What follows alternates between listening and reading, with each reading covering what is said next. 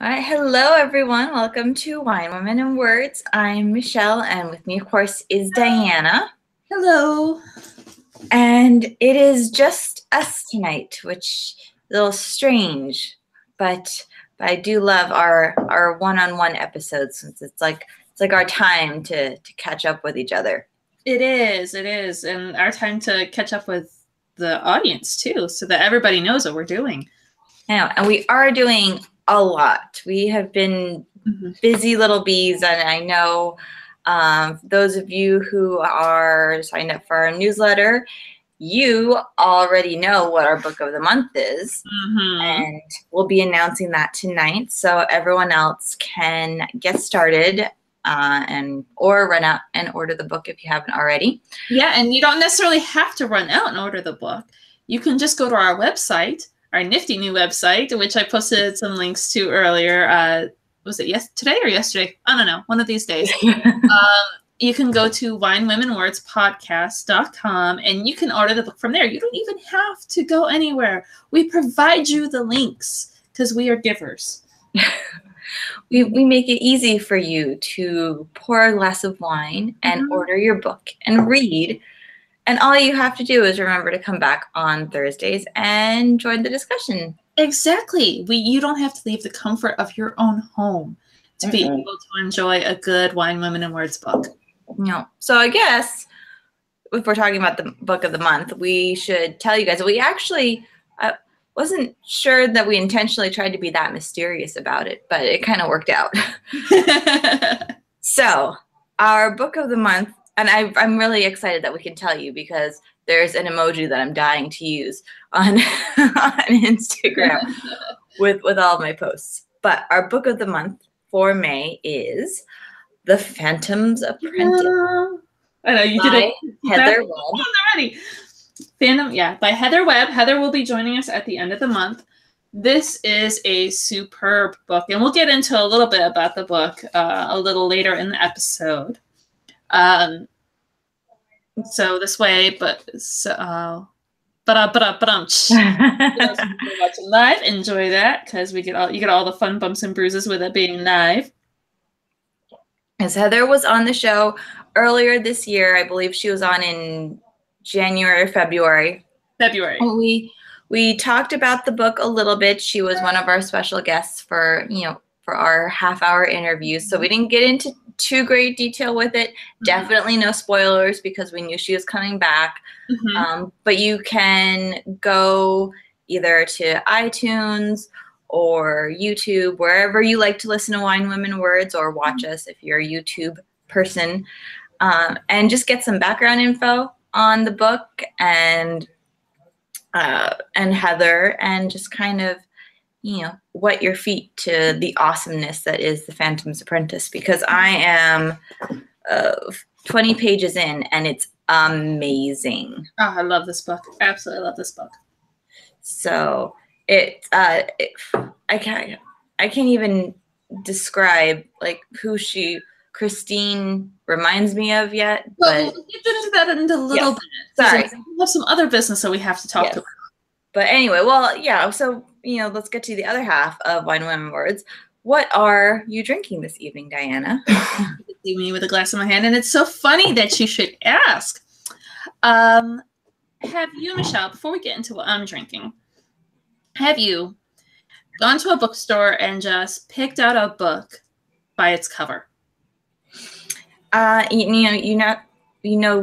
technically not supposed to do that, but I have picked out the books that people tell you that you'll love it, or you're supposed to love it just because of the title or the author. Or it's gotten so much press on Instagram because Instagram is the big place to go to look at books, and you see all these wonderful pictures of these beautiful books, and you're like, oh, this sounds really good. I'm gonna pick it up and read it because it looks so good and it sounds so good. Yeah, and then there's the letdown where you're like 20 pages into it and going, this is not, I'm pretty sure I can do better than this. I'm pretty sure there's another book out there that is better for me. And then it ends up on this. And you try to suffer through like I do, where I'm like, oh, I've got to finish it. I've got to finish this. And you just I can't finish it. There's no way I can finish this book. It has happened. And unfortunately, it has happened with wine for us as well. Yes, if you're a regular wine drinker, it has happened where you get a bottle of wine because it looks good. Because let's not fool ourselves. Most of us solely buy our wine based on the label. We just go through and we're like, hey, you look pretty. You're coming home with me. I am a proud, or hashtag sorry, not sorry, label shopper right here. Yeah, and it's also nice to, it would be nice to have something that would give you an idea of the wine. Like, for example, I went grocery shopping and I like to have a good Chardonnay with my mac and cheese. Y'all know that because I've discussed that before. And you have to have a certain flavor type for the Chardonnay, because sometimes the Chardonnays can be really, really sharp and lemony, and sometimes it could be really buttery. You want the really buttery ones. And I went to the grocery store and I couldn't figure out which one to get because they didn't have any kind of flavor profile. And it was just the labels, and I had to go based on the labels of a good guess, and I guessed wrong. It did not go well with mac and cheese.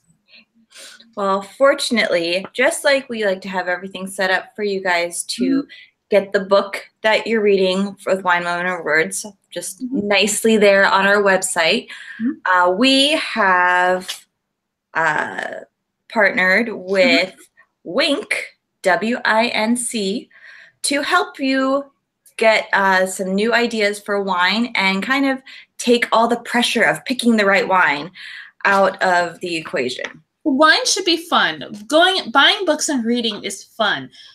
Getting a bottle of wine should be fun. There shouldn't be pressure. We're not wine geeks. We don't do wine geek speak. And Winc helps the normal people like us who just like to have fun and drink wine. And they have the most fun quiz. Have you took the quiz, obviously. I did. So the way that it works through Winc is, instead of taking a quiz to find out, what flavor ice cream you are, you take the Winc quiz and they build a flavor profile for you, and then they pick the wine and send it to you. So you actually have... They recommend the wine. Or they recommend, right. Yeah, they recommend the wine, and you get to pick from the wines. And, I mean, the quizzes are so much fun. Like, how do you take your coffee? How do you feel about blueberries? That sort of thing. And for the coffee one, I was like, I like creamer with a dash of coffee in it. Coffee was hard for me because I like my coffee really strong, but I do like creamer in it. And I was like, well, do I go with the strong black or do I go with creamer? And I did it one way first, and then I went back. I was like, no, I've got to do the creamer because I always have to have the creamer in my coffee in the morning. So you can change your quiz based on your flavor preferences. But their wine experts match your wines to your taste to recommend. And what's even better is that their wines start off at like $13 a bottle. That's not bad at all. No, definitely not. And it's a great way to expand your palate. I mean, this evening, for those of you who follow us on Instagram, I post a little video. What's in the box? So dramatic. A little nod to those of you who have seen and have been scarred by Seven. But I got my little Winc box with my 4 bottles of wine. So tonight I am trying their Outer Sounds Sauvignon Blanc. How is that? Because I ended up, what was funny, guys, is that it's amazing. Oh, God. What's funny is that Michelle and I each did the quiz separately. We did not consult each other when we got our boxes of wine. And then, or when we did our order. And then after we placed our order, we consulted each other and we got like how many wines in common? 2, 3? One wine in common, or 1 or 2, I think. 2. Because you got Chop Shop Cabernet as well. That's right. Yeah, so 2. And did you get this one? I got the, I'm drinking tonight, the Cape Brew Consult wine. Isn't that pretty label? Oh, no, I did not get that one. Each of their labels are unique. So for those of you who like to label shop, you cannot find these labels anywhere else. So so this is a wine club. So you'll get your monthly shipment of wine. You can choose, they'll suggest whites and reds. So you can say, I want only whites, I want only reds, or I want some of each. And they'll ship it out to you. So you will get your one box of wine a month. And you can skip a month. So let's say, for example, like this last month for the month of April, because we just finished April, I got 4 wines. And then for May, I'm getting another 4. But for June, I'm probably not going to be able to finish all of that. I mean, it's good to have goals. And I'm going to have a goal of finishing all of those wines by June, mark my words. But just in case I fail at said goal, I can skip for the month and pick up again in July. So I'm just excited that I can finally have my little wine fridge full that got me for my birthday a couple years ago.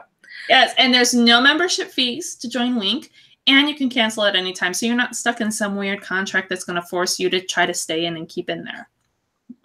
And you won't, for a friend. I keep thinking of Chandler from Friends going, I want to quit the gym. You're not going to have some person going, but let me keep you for this reason. There's no Maria who will rope you into staying. And even better is, I have not come across a Maria for Wink. I'm sure there is a Maria at Wink. Maria at Wink is not going to keep you to staying in there. But if you buy the 4 bottles of wine, your shipping is covered. You don't have to worry about shipping. And if you don't like it, because you are taking a risk, you're going by their suggestion, they'll replace the bottle of wine for you with no questions asked. That's more than we do. If you don't like a book of the month, we are not going to replace it. We are not going to give you your money back if you don't like our book of the month. But Wink, if you don't like one of their wines, they will replace the wine. So the good news, thankfully with Wink, they are offering a special to all of our Wine Women and Words readers, listeners, viewers, people, family. Family, it's just easier. Wine Women and Words family. Since it's not part of our family, they're giving a gift to our family. So if you go to trywink.com/www podcast, and we'll have all the links spelled out for you guys to follow. I'm sorry. If you follow that link, you will actually get $22 off of your first shipment. So exciting. That's $22. That's a cost for you can get an extra bottle of wine for that. You could get an extra book for that. Right? Or you could get a copy for your friend and say, hey, there's this awesome podcast that talks about wine and reads really good books. And you should read this book with me, and we'll drink wine and listen to the show together. Exactly. Yeah, you can join in on the fan club. And we are givers, and Wink is a giver too. So that's trywinc.com/www podcast for $22 off your first order. So definitely check them out. You can take the quiz if you're curious to see what kind of wines they would recommend, and just try it out for a month and let us know what wines you get. We love hearing about wines and which wines go with which book. Oh, and you can send us your unboxing videos. I love unboxing videos. I'm one of the weird people on the internet. I love those box of the month clubs, like the book stuff. Yeah, but I care more about the wine for the box of the month. So send us some videos of you opening up your box and showing us what wines you get, because I'm excited to see how you guys like it and try it and everything. So that's us. Our little podcast is growing up and trying new things, and we're very proud of it. And we're so excited and so happy to have Wink as part of our family. So thank you for making that possible. It's really people and authors and readers and writers and book nerds who have helped us get to where we are today. And our little podcast is like a teenager now. Oh God. That'll explain the growing pains. Yeah. Hey, at least the podcast is a teenager, and I have a few years to adjust because Lily has perfected fine.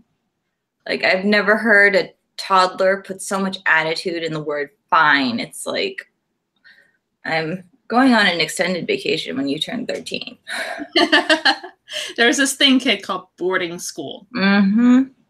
We're going to go. I love her to death, but today I asked her to do something and she was like, fine. And she slammed the drawer shut as she walked past me to emphasize her disgruntled reaction to me asking her to pick up her toys. And she's 3? She's 4. She's 4. Oh, Lord, you are going to be in so much trouble. I know. That's why I need Wink and Wine and Wine, Women, and Words to get me through this. Wink to just give you an endless supply of wine. Just this way you never have to worry about running out. It comes every single month. This wine is delicious. Like for Sauvignon Blanc, this is like perfect sitting out by the pool. Don't even realize that you're really drinking wine kind of wine. Oh, I can't wait to try that one. That one's going to be, I'll have to try that one next. This one I really like. It's got, because one of the other fun things about it is that it has the flavor hints in the descriptions of the lines.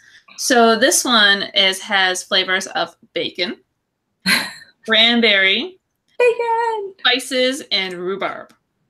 And and so yeah, it's got I could definitely taste the bacon essence in there, and then I can also taste the spice and the cranberry. It's got this like nice spicy cranberry aftertaste. And what's really cool, so they send you, once you make your choice, make your selection, and you're waiting for your box to come in the mail, you'll get an email from them with recipe suggestions, recipes that will go specifically with the wines that you're getting. So yes, I ended up getting a tri-tip to grill just to go with my Chop Shop Cabernet, because that was good for grilled meats. Nice. Yeah. And you get this really cute little book that's like the ABCs of wine, and it kind of breaks it down, like what wine is, what wine should be. It's the alphabet for big girls. Right? It's the 21 and up alphabet. They don't teach you this one when you're learning how to read. They had that alphabet for me when I was a kid. Well, actually, I can't say I'd be a ferocious reader, because I am. But yeah. You know, I definitely did not like wine when I was little. I would have been like, what? No. I actually cannot say that, because I was going to say, I would have been a wine drinker sooner, but nope. I am not exaggerating this, guys. For as long as I can remember, I have been drinking wine. Some of my earliest memories are of me drinking wine. So it's just normal for me. And it's not like when I was a kid, I was just drinking a whole bottle of wine at one sitting. That wasn't happening. Just sitting there with your building blocks, knocking back a bottle of Pinot. Yeah, they just put a little nipple on the bottle, and I just sucked it back. That's a regular Friday night, guys. Yeah. This is what happens when you grow up Italian. I didn't really start liking wine until I was maybe 25, and then I got all fancy. You started hanging out with me, wasn't it? Ish, yeah. Yeah. I was a bad influence on you. I'm so proud of myself. Where we are now. Oh my goodness. No, you're like a bookworm on a podcast, being an alcoholic regularly. Kids' dreams regularly. This is like my 1 glass of wine a week. But now I have an excuse to maybe have like a glass of wine during the week before Wine Women Awards, because now I have like 4 bottles a month to get through. Exactly. Or you can skip and you can, savor your wine. You can do, you can set it up so that it's every other month where you skip. You have the opportunity to skip for June and then go. That's true. Yeah, you could. I could switch it off. I can. Okay, mom life right here. I can switch it off with the automatic diaper subscription that I have on Amazon. So I'll do like 1 month diapers, 1 month wine. It's all about budgeting. It is. It's a happy, healthy balance. Diapers or wine. Me, obviously, I'm going to choose the wine. I need the wine because of the diapers. So exactly. And on a scale of 1 to 10, how excited are you for Landon to finally be potty trained? Oh my gosh. We have like Lily turned 4 in March, and up until now, and I can't wait like 10 years ago when if she ever listens to this, to know that I talked about this. Well, who knows how many strangers. But she turned 4 in March, and up until now, she's been like completely potty trained, but she still wears a diaper at night. Mm-hmm.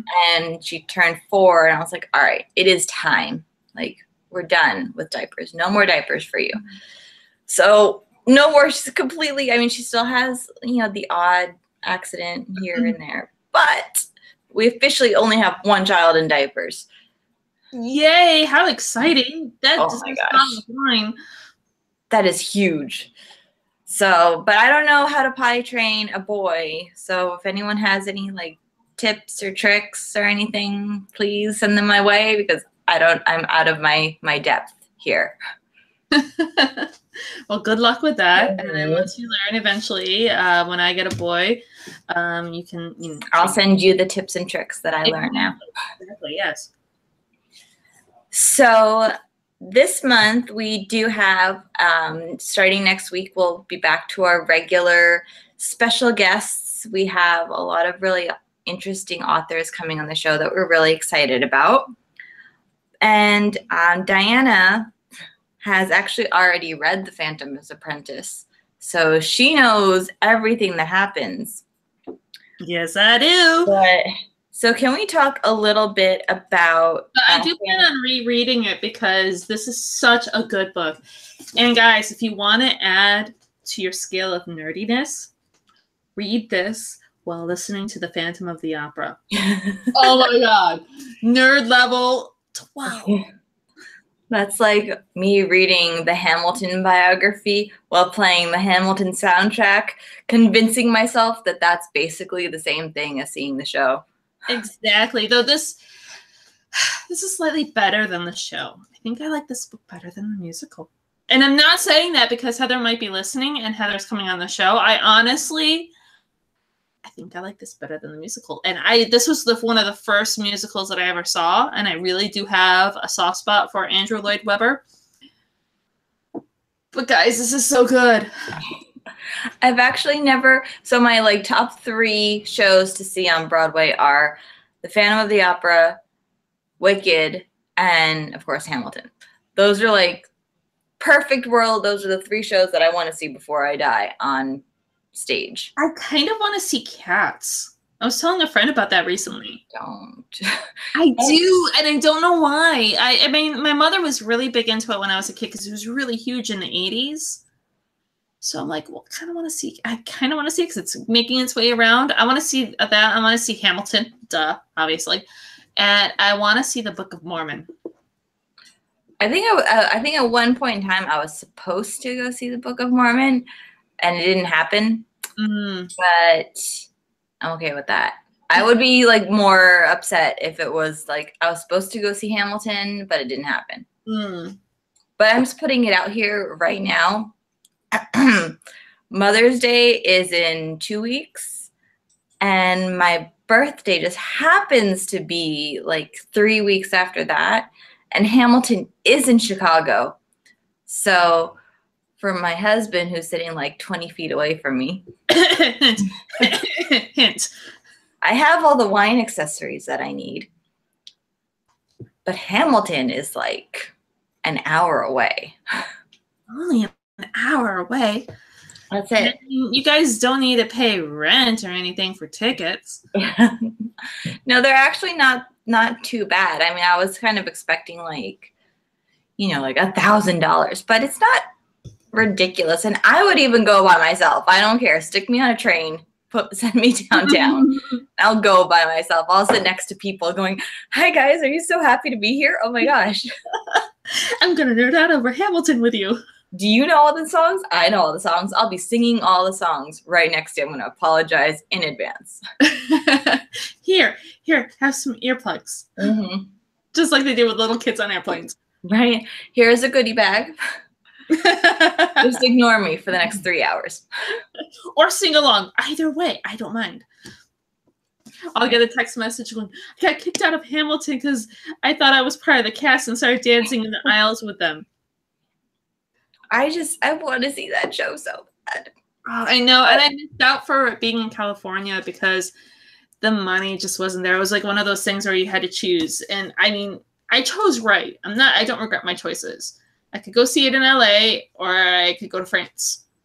I could not afford to do both. That's an acceptable decision. Yeah, and then, or I could afford to finish paying an editor to help me finish my book, or I could go to Hamilton. And it was like, I need to finish this book. I need to get this done because I've got another one that's knocking on my door really, really hard. It's like Sophie's Choice. It is. To choose. It really is. So you had a question about the book, Michelle, before I cut you off, raving about the book? Oh, I was going to say fantasy casting. Ooh, fantasy casting. I have to rethink. I'm going to have to decide on that when I read through again. Because it is hard because I haven't seen the musical, but I did see the movie adaptation of it. And Emmy Rossum is an amazing Christine. Well, one thing you have to distinguish between this and the musical is that Christine is blonde in this, and whereas she's a brunette in the musical. So we're going to have to go with somebody. I'm thinking Blake Lively would make a good Christine. See, she was my pick for Flora. So I have from the Paris Secret. So I have like multiple roles. I mean, she could finish up her work with the Paris Secret and then come and work with us again on The Phantom's Apprentice. I mean, we already have her in for one contract. Might as well have her in for two. Right. If she's already part of the Why Women Awards franchise, then see why not. I mean, we can do a contract where we can sign her up for multiple movies at one time, like they do with the superhero movies. Only it's going to involve good books. Fantasy casting. We take it very seriously here. Oh, I can't think of any blonde actresses now. My brain. I've got an idea for the father, and I have to think of him. Do you remember A Knight's Tale? Of course. Do you remember the bad guy in A Knight's Tale? Rufus Sewell? Yes. I see him as Christine's father. Really? He's like permanently evil in my mind. I love him. Okay, backtrack. Guys, for those of you who don't know, I love my villains. Well, so moving forward, but I love him. He would be perfect.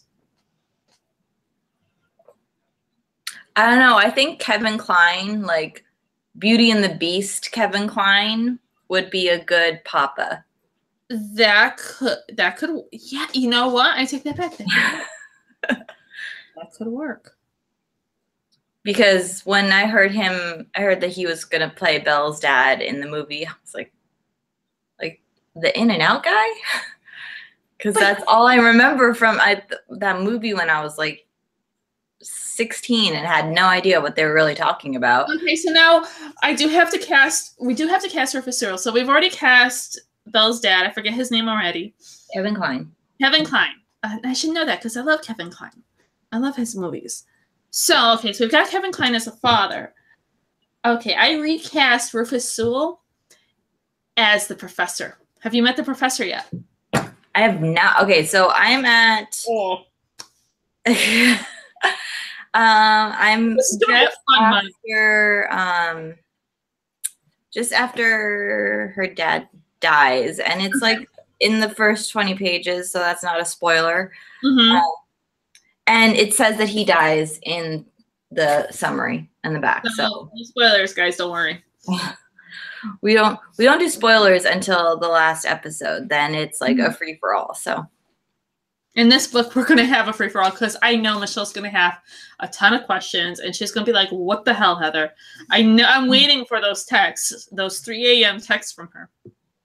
Yeah. So yeah, I'm at. I love Madam. Oh, what is her name? Madam, the woman who takes them in. Mademoiselle. No, is that her? No, that's not her. Mademoiselle Cartel that takes them in. Yes. I see Cloris Leachman. Ooh. Or McGonagall. Oh. McGonagall. Come on. What? Her. Downton Abbey. Sister Act. That was her, right? No. I don't know. Maggie Smith? Maggie Smith. Yes, Maggie Smith. Yes. I see Maggie Smith. I could see that. And then Claudette, because she's Irish, she's got that red hair. She was also in Downton Abbey, but she was also in Game of Thrones. And she's engaged to Kit from the place from Game of Thrones. Yeah. Don't know her name, but I know who you're talking about. I'm going to look her up real fast because I think she needs to be Claudette. Yeah, we're like probably one of 2 of the 7 people who have not watched Game of Thrones. I watched the first few seasons, and I just... See, here's the thing for me, guys. I can handle so much violence, and I can handle so much...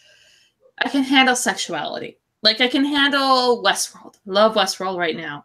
Love Outlander. And there's a lot of stuff. It's a good thing, because next week's book is going to be really like the windows open for a cross breeze to talk about next week's book. Talk about hot romances, guys. Mm-hmm. But I like those. But with Game of Thrones, it just got to be the point where it was senseless sex. It was like, we're going to just throw boobies into this scene because we have not met our boobie quota. And the fact that I get to say boobie quota made me really laugh. It's a technical term in the film industry. It's the BQ. Yes. So because they didn't meet enough boobies, they threw more in, or because somebody had to die in an episode. And it felt like it got to the point of it being grotesque. And I like Quentin Tarantino movies too. And it just got to be too much, and it just turned me off. Like, I got turned off from The Walking Dead. I used to watch The Walking Dead every week. And too much violence, too much just here, who we're gonna kill off this week. Oh my gosh. It was like that forced anxiety that I just couldn't handle. I kept falling asleep during the episodes of Game of Thrones. It's probably not a good thing. We've got HBO, and Ryan's run out of things to watch on television, and I got a text from him earlier this week going, I've run out of things to watch. I'm finally going to try Game of Thrones again, because he tried it with me, and I lasted longer than he did. And my response to him was, good luck. So we'll see. I don't know how long he's lasted with Game of Thrones. We bought the first season, and so I have watched maybe like half of the first season. Mm-hmm. I watched up until Khaleesi started like getting into her own person. Gotcha. Yeah, I like Khaleesi a lot. I got to the point where I was watching the show. I was fast forwarding in between every other storyline but hers. If it was just about her, I'd still be watching, because freaking Mother of Dragons. I love dragons. And she's the only one who has such a really good character arc. And I know there's going to be Game of Thrones nerds out there listening and watching, and you're raising your pitchforks at me right now. And I'm going to tell you, don't bother. I've already had this discussion with her. You will not win me over. It's like me and Diana when I say I keep falling asleep through Star Wars movies. Oh. You see, sometimes you just can't change people. And I have tried to get her to watch Star Wars. And what ends up happening is she ends up getting me drunk. And was it you? It's a solid distraction tactic. Boyfriend at the time who brought over the absinthe. No, definitely was not me. I was probably... I don't know if it was your boyfriend or my husband. I was going to say either one of our men. Odds are my husband, but probably But I remember, yeah, we tried. That was the second time we tried Star Wars. The first time we tried Star Wars, we had a Star Wars theme party, which just ended up in being a drinking party, and we watched European Vacation. Euro Trip. Mm-hmm. And then Scotty doesn't know it became the official anthem of the Diana Michelle friendship. Yes. And then we tried a second time with just 4 people, because we did a Star Wars trivia night, which I kicked ass at. And yeah, we tried again with Michelle, and what ended up happening was her getting us really, really drunk on absinthe. And let me tell you guys, absinthe hangovers, no joke. Do not go to that green fairy. Yeah, I have watched some of one of the new ones. Oh, okay, good. Good. I own it. I don't know why I own it, but I own it. No, and I'm kind of curious to see the Han Solo movie that's coming out. I cannot wait for that Han Solo movie. I am a Han Solo nerd girl. I cannot wait for that. And Danny Glover is going to be a kick-ass Lando. Isn't Woody Harrelson in that movie? What is he doing there? He is going to be the guy who trains Han Solo. His mentor. Obi-Wan. Yeah, basically. See, I know the characters. Khaleesi, the girl who plays Khaleesi's in it. Oh, see, full circle. Full circle. The one person we like in Game of Thrones. Hey. So, and also, I don't know. Going back to the book, I don't know if you guys can see. I'm just gonna hold it close. For those of you who are only listening, we're gonna read because that might be easier. We know the author doing the cover blurb. No, we know authors for both of them. We know the second one too. You? Yeah. Oh, well, I'm going to. You might already know her. I haven't. I know you didn't know her, but you're gonna know her. So yeah, Amy Kingran is gonna be here at some point. So that totally spoils that surprise. But yeah, she's a future Wine Women Awards author. But Greer McAllister, a current Wine Women Awards family member, who, by the way, has a third book coming out next year. And as I told her, it's never too early to book your spot for Book of the Month for Wine Women Awards. Oh, did you see? Sorry, I don't mean to cut you off. But did you see that Chad posted a picture of the sequel for The Undesirables? Yes. So we're going to have Chad come back on the show. I love it when Wine Women Awards authors do more books and they come back on the show. I know. I'm so excited. That's Chad. In the same year, because then we can't fit them all. Because after 2 years, we've got a lot of authors that are part of our family. We have a big Italian family. Right? We need to, and this is like planning our dream vacation. Diana and I, the authors don't know this yet, but Diana and I are just going to travel the world and visit all of our authors. Oh, because I got it on recording here with Scott, I am going to go visit Scott next year. We also have some other friends in New Zealand as well that we're going to visit. So we're going to go visit Scott next year. And we're going to go crash at his place. And yeah. We have to stop in England. Karen doesn't know this, but we have to stop in England and visit Karen. Well, we're going to have to go to New York City first to visit Seth Margulis. That's true. And Greer's over in the East Coast area. I want to say she's in Maryland, closer to D.C. I don't know. Where is Heather? Have a whole East Coast Wine Women Awards tour, and I'm pretty sure that Heather is over in Connecticut. So everyone just needs to congregate to Chicago. I'm sensing that Chicago is the middle point for everyone. It's going to be Wine Women Awards Mecca. In Charmed, where everybody's just drawn to this one particular triangle in San Francisco. The bookworms are going to be drawn to Michelle's house in Chicago. It's true. It's true. They are. Mm-hmm. We're going to have maybe for our 5th year anniversary, to have a huge party. We're going to have a Wine Women Awards happening in Chicago. Because we're too cool for it to be a party. It's going to be a happening. It's going to be a shindig or a hootenanny. Okay, here I was going sophisticated and well, how often do you get the opportunity to say hootenanny? Not very often, and I'm kind of glad about that.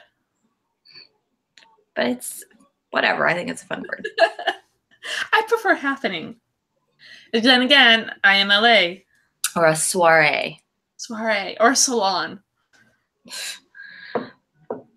I've had a very nerd-tastic afternoon, so I'm all about historical words for fun.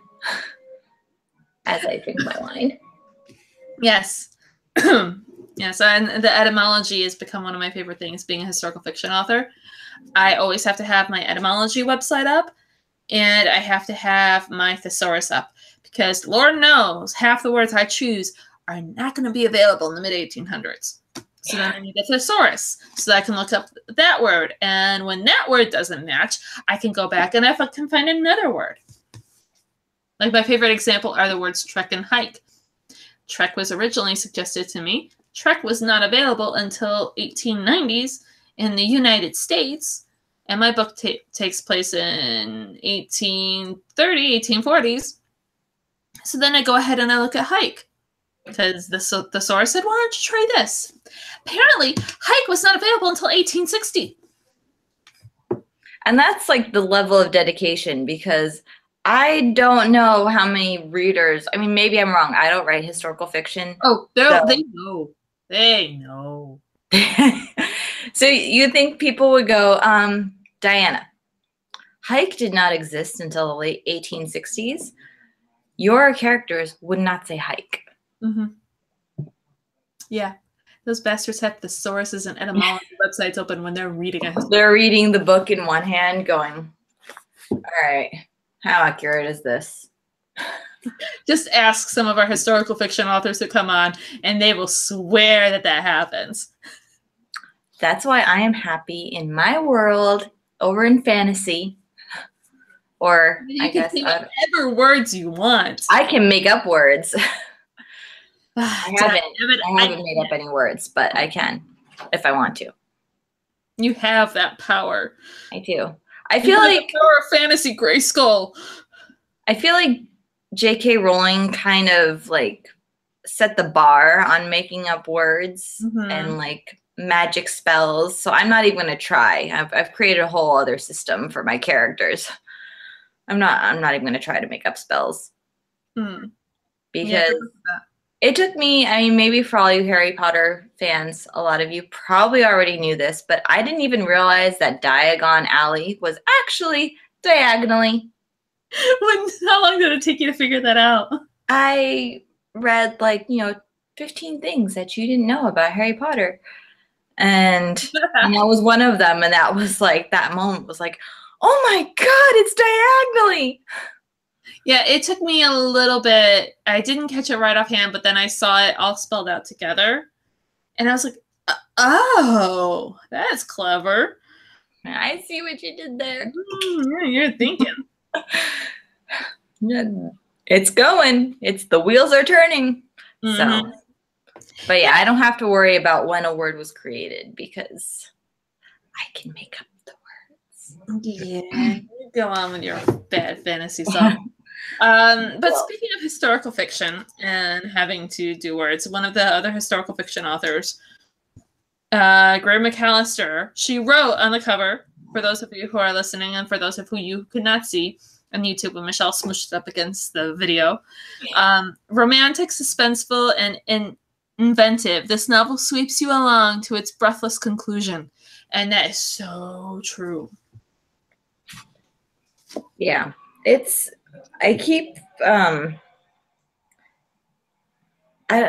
don't even know what's happening, and I can't wait to meet the Phantom. I can't wait for her to start to get into to all that. But even at the beginning, what's happening here? So there's the overture, and it starts out in New York City in 1891, which, I mean, and again, I haven't seen the stage production, so I don't know if the movie departs from the stage production too much, but that never happened in, nothing ever happened in New York. It was all in Paris, and it all ended when, the theater burnt down. So this is already kind of a new twist where it's after all of that goes down, and it's Christine building a new life, and clearly something happens because a rose shows up. And I mean, granted, the Phantom was Gerard Butler, so it wasn't that hard to like him, but I always kind of felt bad for the Phantom. Oh, yeah, that's going to change after this book. Oh, man. See, maybe he was just misunderstood. I have mixed feelings about it. We're going to discuss that later. I have mixed feelings about the Phantom after this book. But it's really well done the way she plays with the relationship, and it's much closer to the Phantom Apprentice, or the Phantom of the Opera, the book, as opposed to the musical. And there's elements of the musical in there because of the fans, but this is more of a retelling from Christine's perspective within the book itself, the original book. Which is really interesting because okay, so clearly I'm going to have to make, is the Phantom of the Opera even playing in Chicago? I know it's in LA right now. So look it up really quick. In LA, you can definitely go see it in LA. But it's making its rounds. It's doing the tour. Let's see. Sorry, I'm curious. Oh my God, you guys, it's here on the 21st of May. It's so timely. I mean, I did not expect this to go back on tour. I wonder if she did too. I might have to go see it. Because all right, let's take a look at the calendar. When is Heather coming on? Heather is coming on the 31st. Mm-hmm. So you can go see it before Heather comes on. And so then you can compare and contrast with us. You guys. And then maybe I can go see Hamilton for my birthday, and I can knock 2 of those off the list. And then Wicked would be like one of the best husbands ever. I can't say the best husband ever because, I mean, my husband's right up there. So he could be one of the best husbands ever. Like, there could be a 2-way tie for the best husband ever. He just walked out to have a cigarette. He missed that whole thing, but I'll be sure to let him know. You should, yeah. You could just send him that part of the audio clip. So speaking of our calendar, since Heather's going to be on the show with us on May 30th, we should have go over who we're going to have on our show for the rest of this month. Which, if I can get back to May 31st. My phone does a weird thing where I have to actually bring it back to the specific day. Otherwise, it's like somewhere else. Okay, so we've got next week, it's Mia who's going to be on the show, and we're going to be talking about her book, Thirst. And we're also going to be talking about Latin American representation within literature, because representation does matter. And so I thought that was timely with Cinco de Mayo being on Saturday, and there's a whole lot of talk about cultural appropriation that happens in the United States with the Mexican culture, and talking about Latino-based literature and characters. So she's going to be on the 10th. On the 17th, we're going to have Abby. She's the author of I Liked My Life. Which sounds very interesting. I'm very curious about that book. And then on the 24th, we're going to have Jenny L. Walsh back on the show.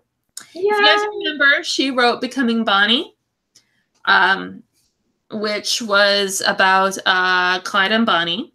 And it was a story of pre-Bonnie, before she became infamous Bonnie and Clyde. And now she just came out recently with a book, which I think it's coming out this month. I can't remember exactly when. It's coming out soon because she's doing like all the promotions for it on Facebook. Yes, and she's going to do some exclusive announcements here at Wine Women and Words. So you guys are going to have to stay tuned for some exclusives for us. And the story of their crime wave is going to be told in that book. Which is, it's side by side, right? Yes. So we have such a huge exciting month for May. And that is just like the real tip of the iceberg. Don't give me that look, Michelle. Like, how many more times can you say the word tip? I can say tip quite a few times. It's just the tip. Well, you know what? We have to keep the lyrics clean for iTunes. Otherwise, I could really go on with the... I know. I don't even know why I encourage you. You're a bad influence on me, Michelle. Everybody thinks that I'm the bad influence on you, but really, you're the bad influence on me. I don't know what I am. I am a mother of 2. What are you talking about? Always the quiet ones. Always the ones who like to pretend that they're good girls. Don't trust I just like to work behind the scenes and let everything play out. Or give me enough wine where I'm like, hey, I'm going to make the jokes that you're too afraid to do. See, what I actually do is I text Diana before the show and I said, hey, can you say this? Because I don't want to. Let's work out what we're going to say. You usually don't need to worry about that with me because I usually just open mouth and insert the foot. It happens all the time. Well, I am queen of that as well. That's why we're friends. It's going to be a really fun month. We're so excited to have our website launched. We've been working on that. We spent basically all of last month working on it, and it just went live on May 1st. And that website is so great, guys. It's www.winewomenwordspodcast.com. And yeah, most of the design and stuff was Michelle. Michelle did such a great job with that. Stop. And you can go on there, you can buy our books of the month. Eventually we're going to expand that to our other books that we have on the show. But right now, it's just our books of the month. You can buy our books of the month through there. You can find a little bit more about me, find a little bit more about Michelle. We also have our episodes on there, so you can see our episodes and then also listen too, because obviously you can't get enough of us, because I know I can't get enough of us. And definitely go check out Wink. Again, it's www.trywink.com/www podcast to get your $22 off your first box. And go take the quiz and let us know. The quiz is super fun.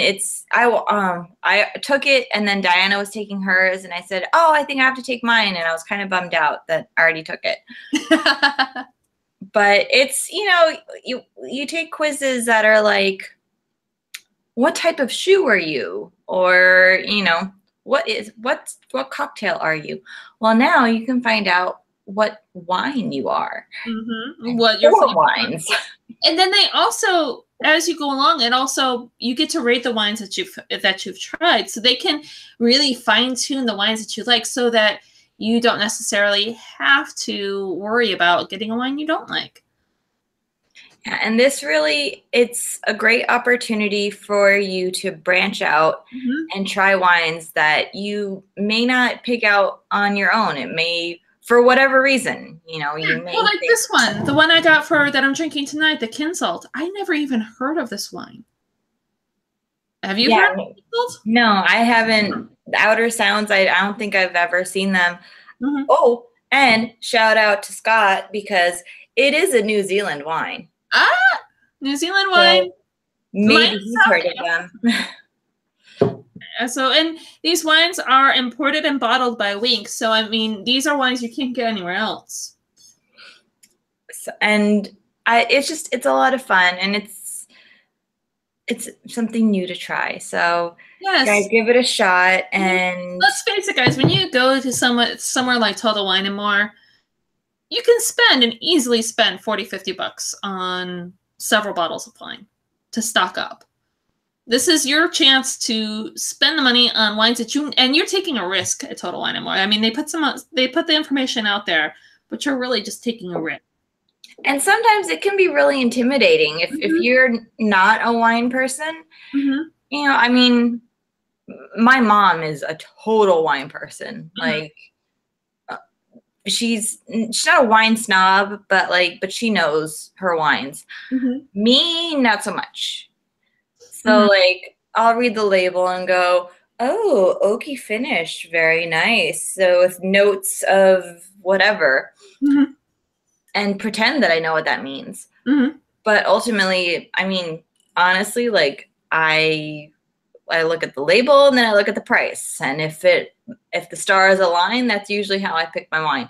So this is a really great way for me to try wines that I probably wouldn't pick out for myself. And I like it too, because then you can look at, when you go into the the wine description, it'll have, like, for example, with Cape Root, it'll have bacon, has notes of bacon and cranberry and spices and rhubarb. And if I look at it and go, oh, I don't like rhubarb, you know what? I'll skip this one. It makes it a little more tangible for me. Because, like, there was one that was like hints of like rose petal and peach and stone. Stone, that's interesting. Right? Like, you know what? I'm not sure I want to go with this one. I think I'm going to hold back on this one. I'm going to go with a different one. So, yeah, it makes it more accessible. It makes it easy and fun. Everyone's going to bed here. Well, it is 9 o'clock, and that means it's 11 o'clock for you. So it is bedtime for Chicago. I guess. All right. Well, everyone, go fill out, take the quiz on Wink, join, start getting your wine shipments, and let us know what you get, because we always, like, I hope that next month we don't double up on any wine so we can keep trying more. But let us know what you get, and also go pick up the book of the month, The Phantom's Apprentice. Go to our website, Wine Women Words Podcast, to get your copy. And join us next week. Mia Ford is on the show to talk about thirst. And that's about it for tonight. Yep. And thirst revolves around a brewery, so it's going to be all sorts of fun alcohol stuff. I know. We're just branching out like crazy. I know. Okay. Well, good night. Bye. Bye.